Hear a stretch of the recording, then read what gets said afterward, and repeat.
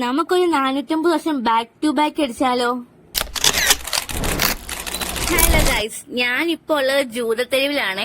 അത് തന്നെ നമ്മുടെ മട്ടാഞ്ചേരി ജൂതത്തെരുവേ. ജൂത കാലഘട്ടത്തിന്റെ സംസ്കാരവും ചരിത്രവും എല്ലാം ഇപ്പോഴും പഴയതുപോലെ അവിടെ നിലനിൽക്കുന്നു എന്നുള്ളതാണ് അവിടുത്തെ പ്രത്യേകത. ഇവിടെ കൂടുതലും വിദേശികളാണ് വരുന്നത്. അതുകൊണ്ട് തന്നെ അവരെ അട്രാക്ട് ചെയ്യാനായിട്ട് കൂടുതലും ആന്റി കളക്ഷൻസ് ആണ് ഇവിടെ വിൽപ്പനയ്ക്ക് വെക്കുന്നത്. അവർക്ക് ഇതൊക്കെയാണല്ലോ കൂടുതൽ ഇഷ്ടം. ദേ ആ കാണുന്ന ക്ലോക്ക് കണ്ടോ? അവിടെ വരുന്നവരെല്ലാരും ഒരു ഫോട്ടോയും എടുത്തിട്ട് പോകത്തുള്ളേ. ജൂത വ്യവസായിയായ എസഹൽ റബ്ബായിയാണ് ആ ക്ലോക്ക് ടവർ നിർമ്മിച്ചതെന്നാണ് പറയപ്പെടുന്നത്.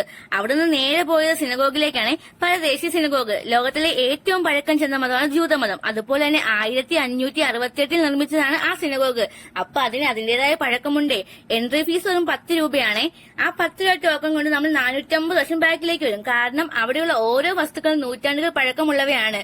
ആ കാണുന്ന പീഠം കണ്ടോ? ആ പീഠത്തിൽ നിന്നാണ് അവിടുത്തെ വൈദികൻ പ്രാർത്ഥന നടത്തുന്നത്. അദ്ദേഹത്തെ റബ്ബി എന്നാണ് വിളിക്കപ്പെടുന്നത്. വെള്ളി ശനി ദിവസങ്ങൾ മാത്രമേ അവിടെ ആരാധന ഉണ്ടായിരിക്കുകയുള്ളൂ.